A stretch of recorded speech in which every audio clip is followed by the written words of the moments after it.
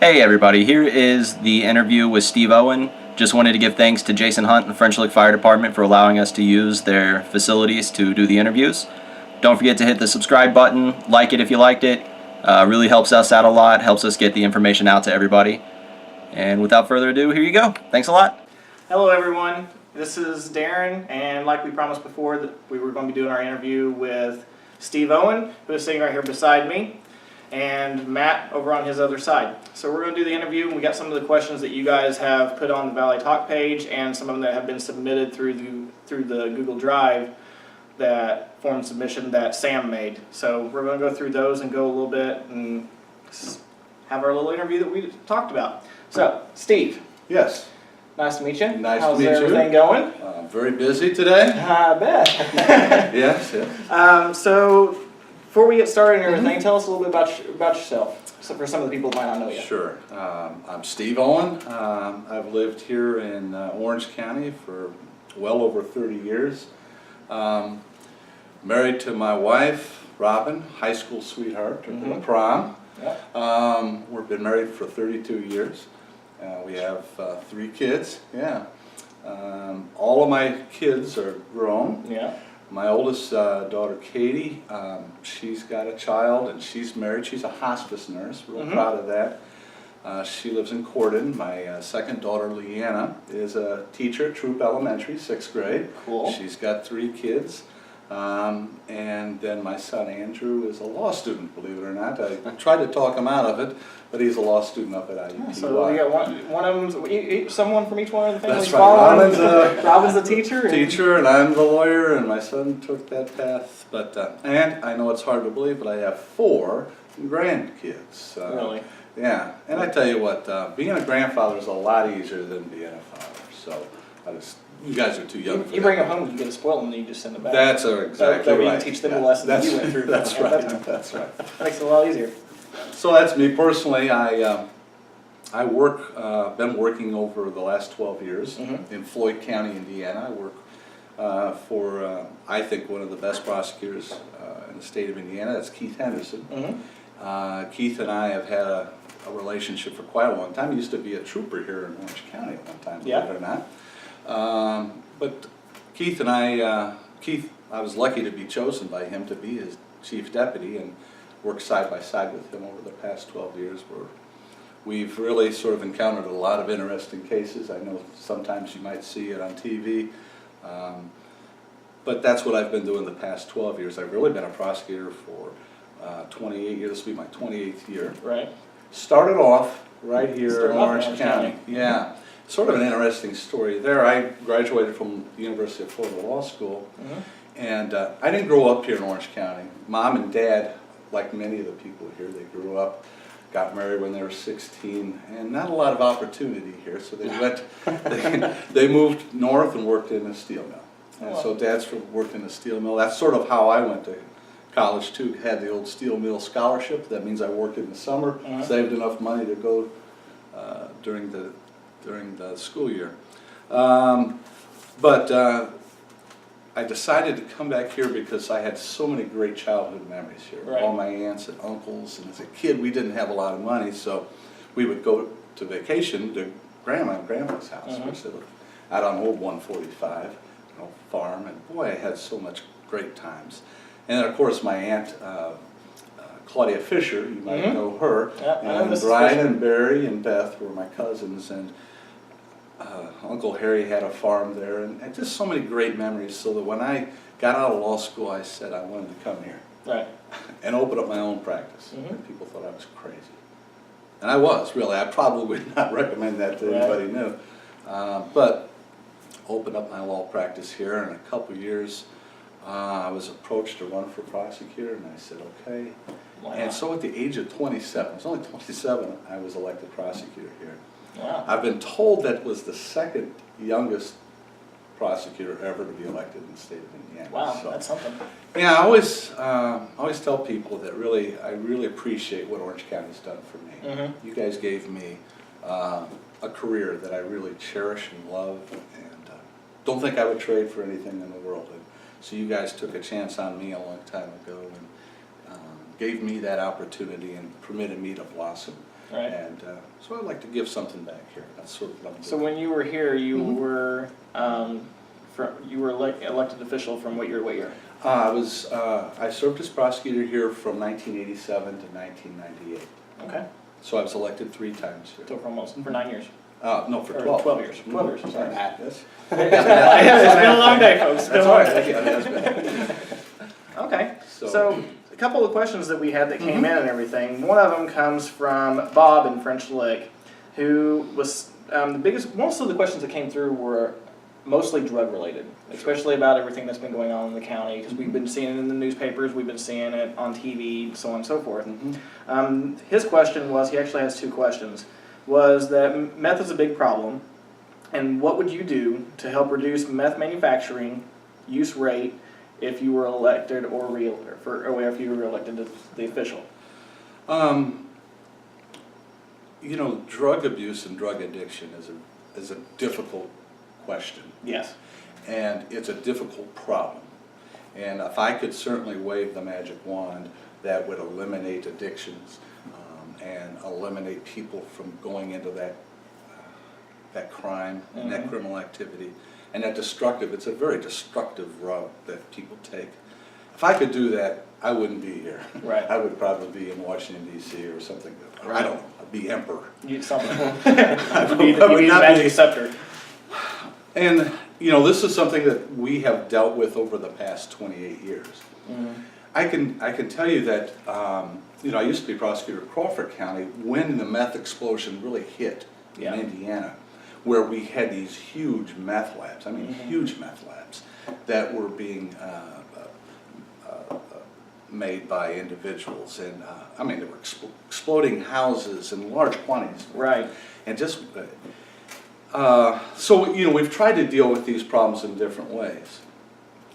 Now, I know that meth is probably something that is more of a problem here than maybe other drugs, but I've also talked to local law enforcement officers. So there are other drugs that are here also that are being abused.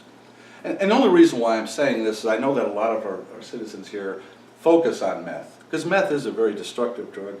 It's a very addictive drug. It's a drug that is hard to get off of psychologically and physically, if you understand what I mean there. But there are other drugs like that too. So really what I'm going to try to talk about when I'm talking about how we deal with a drug problem, I'm probably going to apply it to all drugs because I think it works with all drugs. Whether it be in Floyd County, while we have meth problems, it's a much smaller scale. And I talk to local law enforcement officers here. While we have a lot of meth labs, there are small meth labs. They're the one-pot meth labs, as opposed to the, you know, the garages that I used to have, that we used to have to deal with this large amount of methamphetamine. We're talking about a smaller quantity. But there are other drugs on the horizon, folks. We can knock off methamphetamine, and guess what? There's going to be something right behind it. What we're really having some problems in Floyd County with, we see an influx, is with heroin. We've had double the amount of heroin overdoses this last year. We've just been a big influx. And I would say that in the next 5-6 years, we're going to see that here too, more so. It's just you know, that's what happens in the drug trade. They see, you know, they know there's people that are susceptible to it. They also know they're there to make money, and they're going to bring it in. And also when we talk about methamphetamine, most of the large quantities of methamphetamine anymore aren't local. It's coming from Mexico. We just had a large bust in Floyd County here recently with large quantities of imported methamphetamine. So how can we try to stop it as best we can? I can't eliminate it. Anybody that says they can eliminate it is... Because they're always going to find something. Right.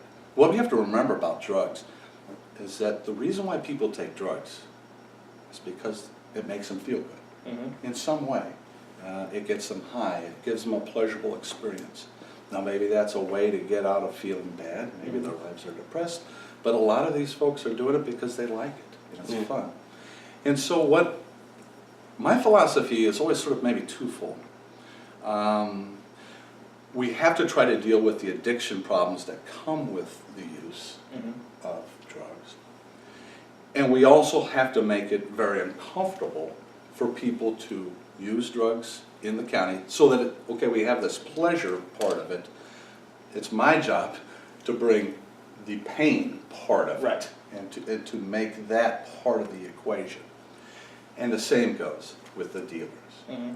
So what I would like to see and what we try to do in Floyd County is first-time offenders are going to be treated differently than second-time offenders. And second-time offenders are going to be treated differently than third-time offenders when we talk about users and abusers. The first time around, we're going to try to help you get on that right track. We're going to try to partner with schools and other agencies.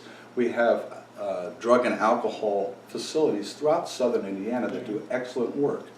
And we try to help people get into those kind of facilities. Now, they have to be professional, they have to be licensed, and they have to be effective, in my opinion. Right. It's not something just to make money Yeah. for some agency or Right. whatever, for my office or for another office.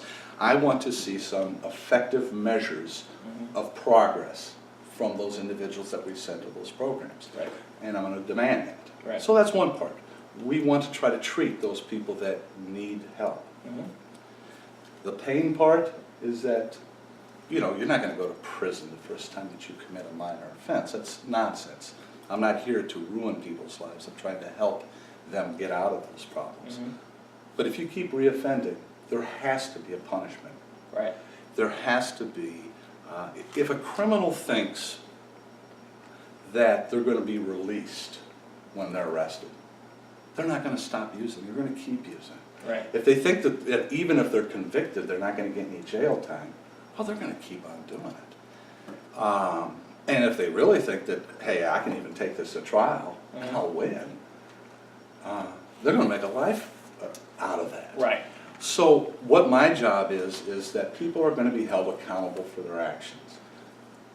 And you probably see that in my literature, and you probably have heard me talk about it before, but it's such a powerful way. It's about one of the only ways that the criminal justice system can deal with criminal activities. Is so that you because criminals aren't stupid. This is not some irresistible impulse for them to say, where do I want to manufacture methamphetamine? Orange County. Well, why would they want to choose Orange County as opposed to another county? Right. My job is for them, when they're thinking about deciding what county they want to manufacture methamphetamine, they say, not Orange County. And so what we do in Floyd County, because we have probably a much bigger problem than what we have to deal with, because you have to remember the only thing that separates Floyd County from the problems of Louisville, particularly the West End, is that bridge and that river. Right. So what we have done over the past 12 years is that people that deal drugs, people that want to commit crimes of violence, they understand if they come over that bridge and they do those things that maybe over in Louisville, nothing happens to them. Right. But in Floyd County, they're going to prison. Mm-hmm. They don't come over. Now that doesn't mean that we don't have some of the same problems. Right. But look at our partner county, Clark County. Mm-hmm. Didn't you read in the paper here locally, Yeah. I think it was in the Courier, about Clarksville being like the 6th most highest rate of crime in the country for a small city. For a small city. And it's because they don't do some of that what we're talking about in Floyd County. Right. Even with minor offenses like theft. Mm-hmm. If you get caught over in Clark County at Green Tree Mall for shoplifting, you're given a ticket, you go home. Yeah. So, yeah.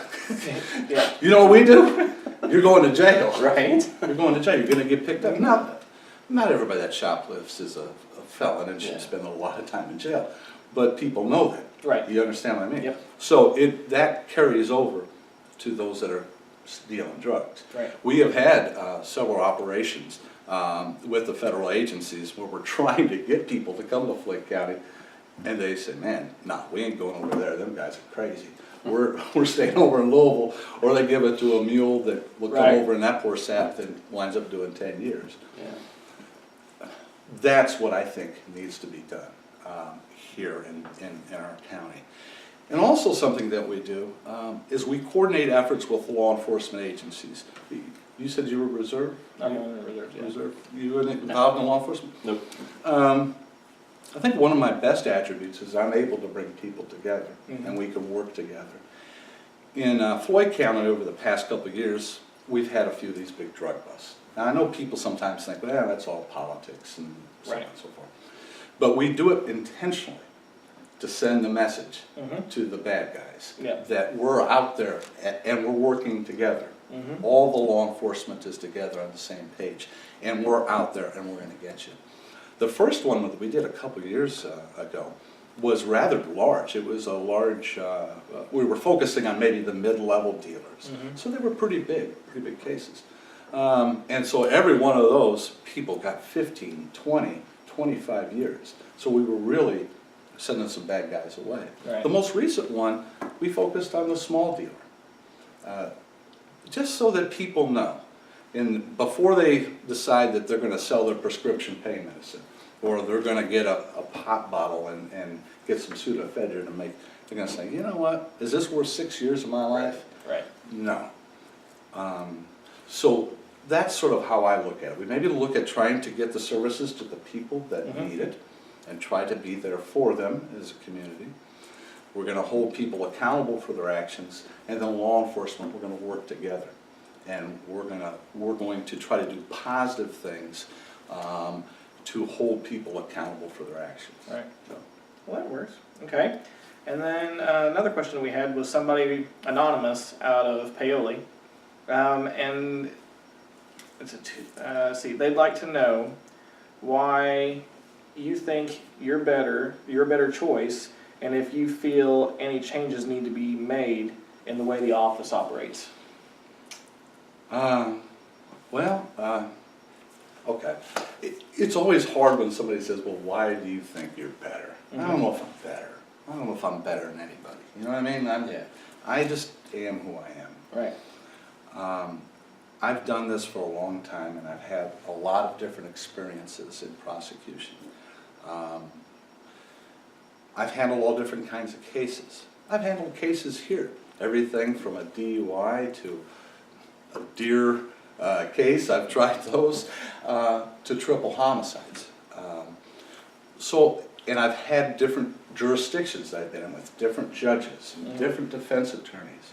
So I come in with a wide range of experiences, everything from small town prosecution to big city prosecution, to just having the local paper cover me, to having CBS News follow me. So I come to the table, I guess, with a wide range of experience that I think you'll have a hard time finding in any other prosecutorial candidate here, maybe in Southern Indiana, to be honest with you. I just come back with a lot of this experience. I think I've been fairly effective in the past.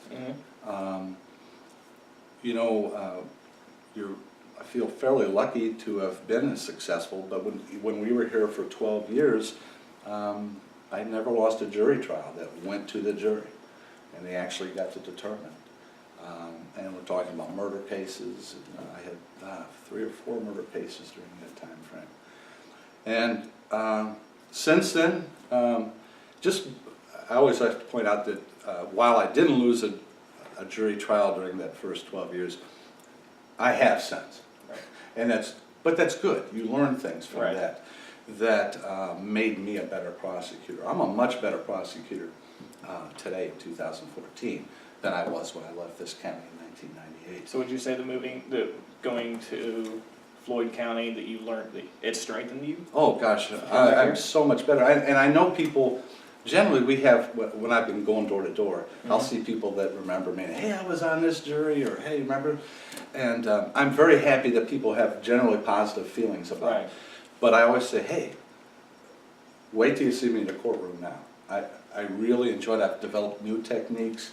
In fact, I've developed some techniques with jury selection that other prosecutors want to learn. I'm not going to tell it here because, Trade secrets. Trade secrets. But I really, maybe you can tell, I really enjoy being in the courtroom. I enjoy presenting a case. I enjoy giving that opening statement. I enjoy giving that closing argument. I think, and it's because when I go in that courtroom, I know I'm right. Mhm. Not for me personally, but there's been somebody that's been harmed somehow, Right. some way. And I'm that voice. And I'm going to tell you guys, there isn't a better feeling in the world than to go in there and argue for justice for somebody that can't argue for themselves. And that just, people ask me, why are you a prosecutor? Mhm. And that's why.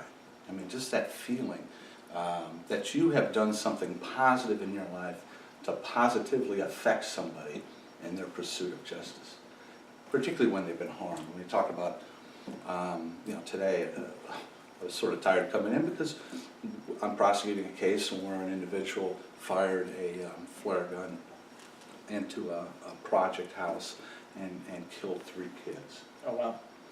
And one little girl was badly burned, was up in Indianapolis for months and months and months. And I tell you what, guys, it just melts my heart when that little girl come up to me today and put her arms around me. And then she asked me, she has a loose tooth, she says, Mr. O, will you push this tooth out? I said, no, I'm not pulling, I'm making you cry. But, you feel like you really are able to do something for people that can't help themselves. And that's what I like, what I do. Maybe I'm passionate about what I do, but I think I bring that to the table. Mm-hmm. Not to criticize anybody, but maybe that's not there. I don't know. I mean, a lot of people miss my way of doing things in a courtroom, and they've told me, and I miss being here at times too. So, Which that kind of brings up the next question. So Kelly from French Lick asked, I'm assuming that since you live here. Yes, I live here. And you're in Paley Township, right? I live right off of 150. I would tell you exactly, but I don't want any visitors, right? Yeah, we don't want to do that. But living in Paley, living in the area and everything, so you're around whenever stuff goes around the community. You're able to read the local newspapers, you know what's going on. So if you were to get this office and everything, what is your biggest issue or concern that you've noticed around the county that would be number one for you to grasp your hands around? And before we get on, even though I commute every day, there's a lot of people in this county that commute 50 miles every day to go to work. Yeah, a lot of people. But let's not forget, I raised 3 kids here in the county, and so I'm no different than anybody else that's raising kids here. Right. So I understand what the problems were, but I tell you what, going door to door really helps a candidate to know what what's concerns are there for the people. I really didn't understand the concerns until I started doing that. And when I hear time, I want to restore confidence in the criminal justice system. Okay. I want people to feel good about what goes on here in this county in the criminal justice system. And I understand some people sometimes may have an axe to grind. It may be valid or invalid. But I mean, I have people coming to my house wanting to talk to me about this problem or that problem. And the main line, I guess, through all of them, the thread that's common for all of them is that they just don't have confidence. They think it all depends on what political party you are, or how big your family is, or how much money you make. And I just don't remember that when I was here in the 90s, of that being the biggest problem. Maybe it was. Maybe people thought that of me. But if I'm elected, I don't owe anybody anything. I have a job. Right. If I get elected, I will still have a job. I can do things in my life. I want to come back to make this positive difference. For us as a county to grow, for us to progress,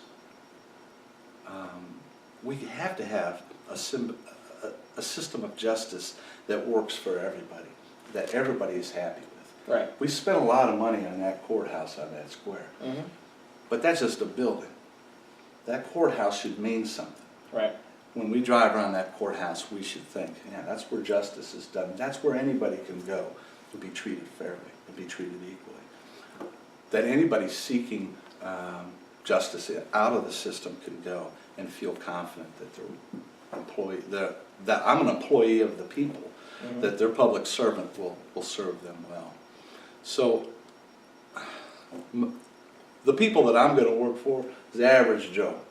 It's got to get up in the morning and maybe go to the hotel and work. And he wants to make sure that when he comes back home, there's no anybody breaking into his trailer.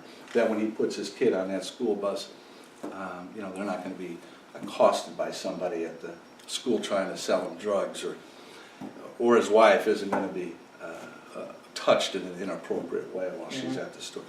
Those are the people that I represent. It's not some political boss or some precinct committeeman or something like that. I want to restore that confidence in the average person here of this county so that they feel like they can turn to me and they can talk to me if they have a concern or a problem that I can help them with. Right. That same feeling that I told you that I get when I talked to that little girl this morning, that's what I want to do. I want that same feeling when somebody comes to me here in my county and try to help those folks the way I do folks in Floyd County. Right. Yeah, well, that's good then. As far as the questions goes, narrowing it down, they were mostly all the same, so they've been pretty much conjunctioned into those 4 questions. Matt, if you got anything that you can ask me any question. By the way, I told him, I says, I want some hard questions here. I had a couple while you guys were talking, and then they completely went blank from my mind now. Well, we've got about 5 more minutes, so. Well, somebody had asked a question of why I wanted to come back. Yeah. That was, remember we had talked about that?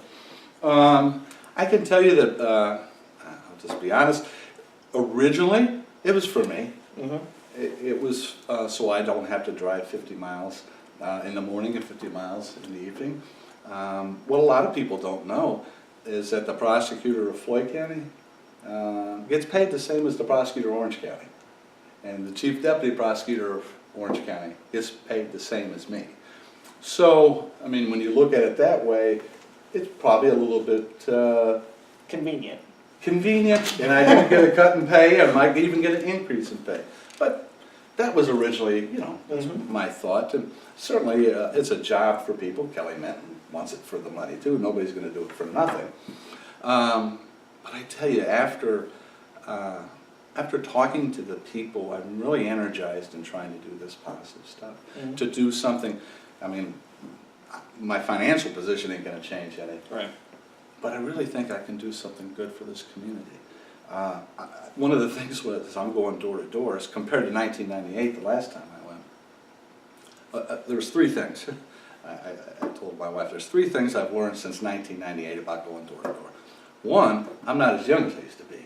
And these hills in French Lick are killers. Yes, they are. That they are. They are. And I maybe need to get in better shape. I don't know. The second thing is there's a lot of people hurting in this county. I see a lot of empty houses that weren't there before.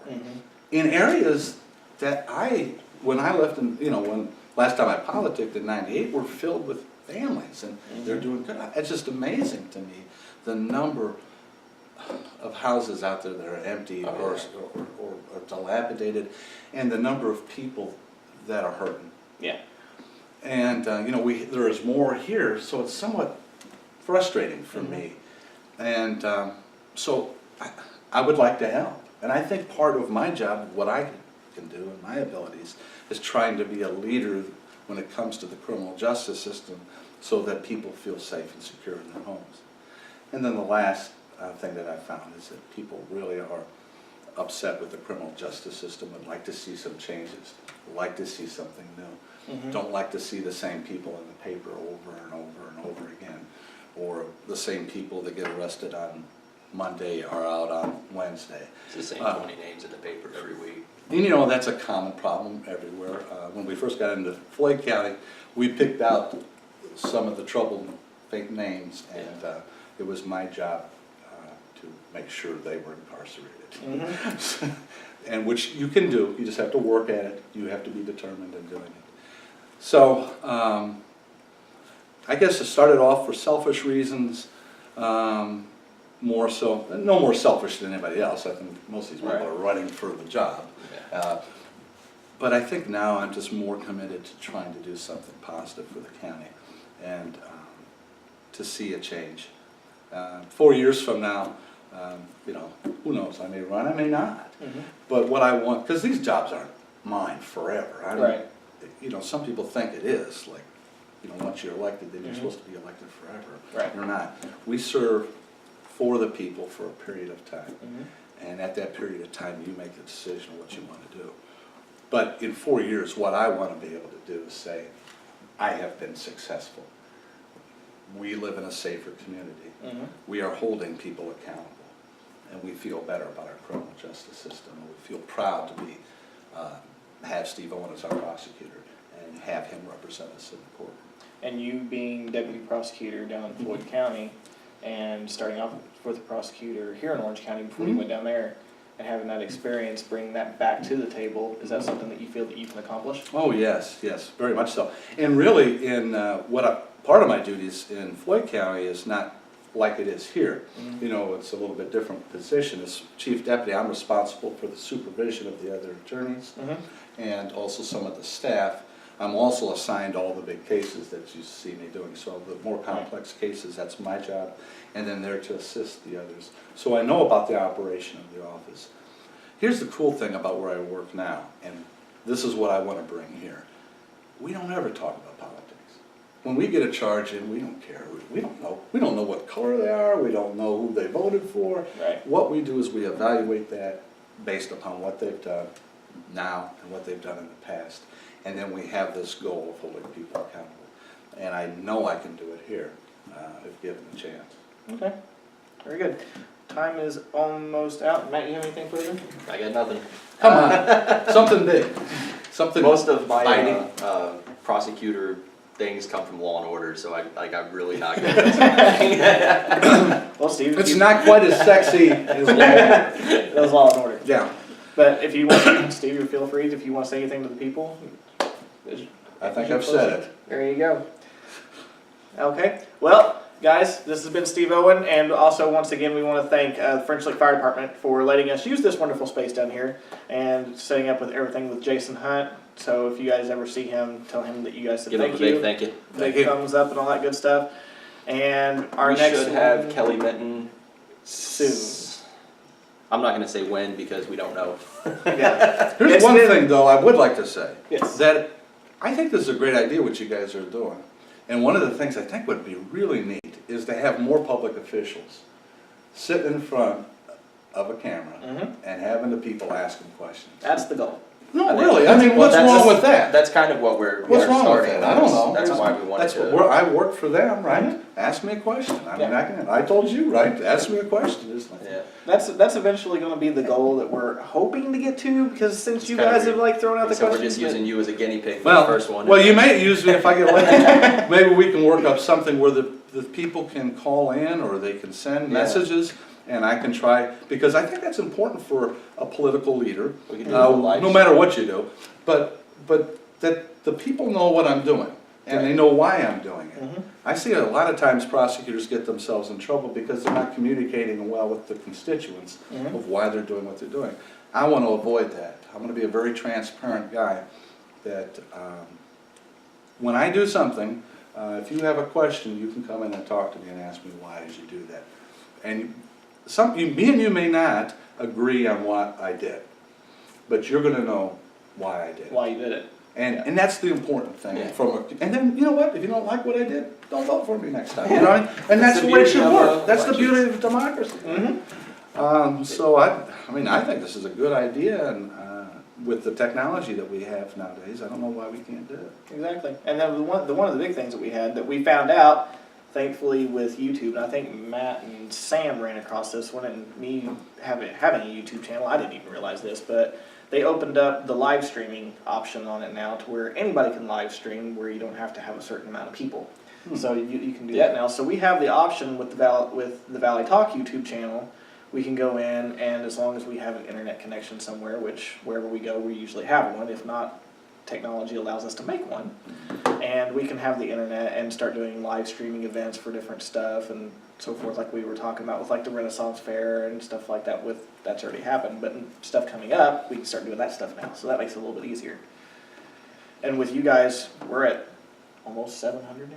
Yeah, we're almost at 700 members now in Valley Talk, and me and Sam and Matt, we're accepting like at least 3 or 4 people every day. So we're growing, and the community's growing, and thanks to Steve and some of the other people, all the other people that we interview, and we're going to be interviewing, this makes us a little bit better for you guys. So the channel's has been dedicated to you guys, and it's going to be used for you guys, so you guys can use it.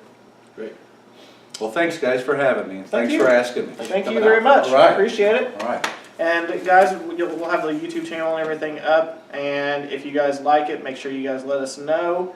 And Give a little like button, Yeah. subscribe. Make sure you do the subscribe button, especially the Valley Talk. But as long as you have to have a Gmail account, log into your Gmail account, and underneath there's a red button right down about here that says subscribe. Click on it, and you'll get an email and a notification let you know every time that we upload a new video.